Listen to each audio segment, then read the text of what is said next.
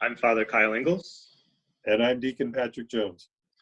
And today on our Halo, we've been discussing a wide variety of topics, kind of coming from the whole aspect of worship and pandemic, the stressing of the system. And one of the end results, hopefully for all of us, is a sort of renewed spiritual outcome, of this. We've all had this very stressful experience, which is ongoing. And we're kind of reflecting in this episode on how God might be bringing about the work of the Spirit through all this. And, Pentecost is coming up. It's hard to keep track of the Easter season this year since we've been under this bizarre, all this bizarre stuff. But one diocese, I don't know which one exactly, maybe the whole state actually, because I think it's the state of Ohio. All the dioceses in Ohio announced yesterday that Pentecost would be their first weekend back to mass and churches on a larger scale. And Pentecost is I believe the last weekend in May. So, that's still a ways away, but we're kind of reflecting on the work of the Spirit through all this, and where is the Spirit moving in our lives? Where is the Spirit moving in our society? So, it's been really hard to kind of get at that for me. I've been trying to keep connected with the college students and the seminarians with whom I work. Those are my two main constituencies in my ministry. But it's hard. It's been a lot harder, though, to see the Spirit moving in the life of my campus community, because even though we've been trying to gather virtually, it's really hard to get a sense of where people are spiritually right now.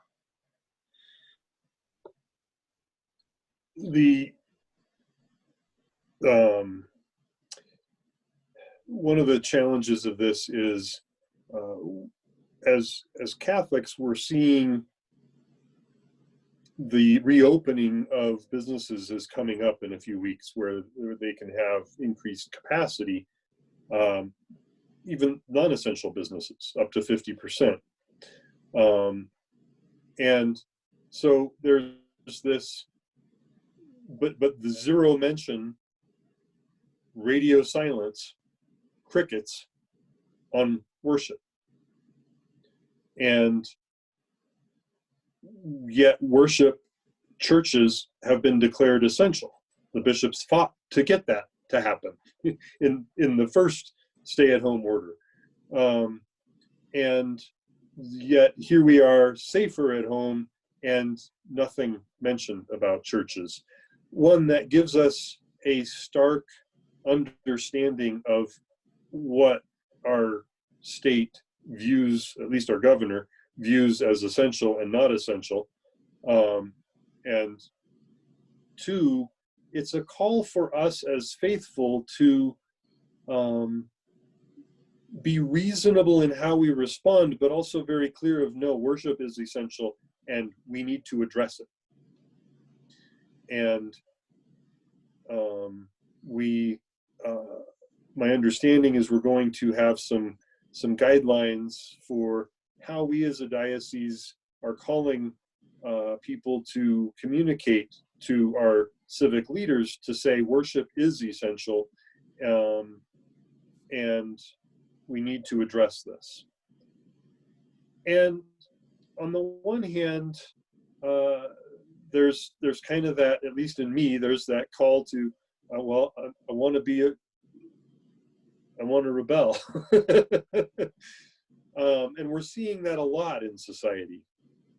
On the other hand, we know that Jesus calls us to bold, humble obedience to the authorities that are placed over us. Not just religious authority, our bishop, our pope, our pastor, but also the civic authority. And this is a clash between those two. What does this look like? We haven't had these questions before. And again, the term unprecedented comes to mind, because this was undertaken as a public health and safety issue, and we voluntarily complied with it for that reason.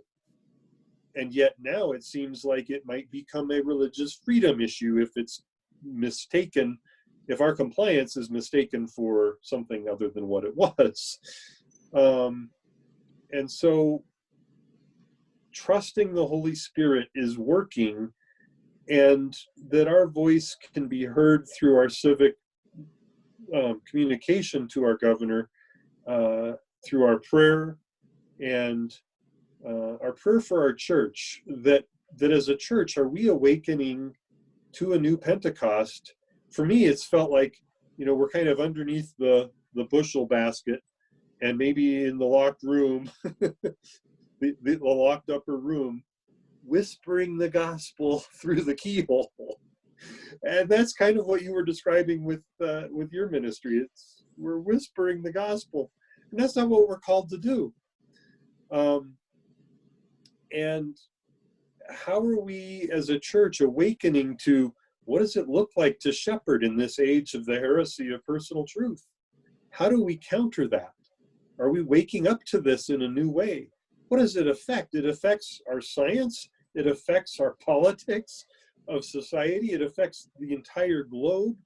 And we need to see it clearly, and we need to shepherd the flock Christ has entrusted to us against this and toward the eternal kingdom that we're called to, that Jesus previews for us in the Eucharist. And that Christ has entrusted to his church the power of the keys for us to bind on earth and in heaven, and loose on earth and in heaven, the sacraments and truth and forgiveness. And an aspect of truth is scientific exploration. What does all this look like? What's the church's role? I see these as Pentecostal questions of the Spirit's moving something here. We're going to emerge invigorated. That's what Pentecost does. And I'm excited to see what this leads to and the new life that it brings. And like any transition of new life, it brings an awful lot of challenges and struggles and pain with it. For anybody who's had the blessing of witnessing childbirth, it's amazing and painful and a tremendous gift. And so I see God using all of these questions that we've been struggling with through these recordings and as a society globally, to bring new life into the world, including how do we as a church see clearly the times we live in and respond to them in a whole new way.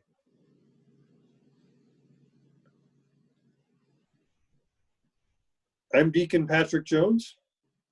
And I'm Father Kyle Ingalls. May God startle you with joy.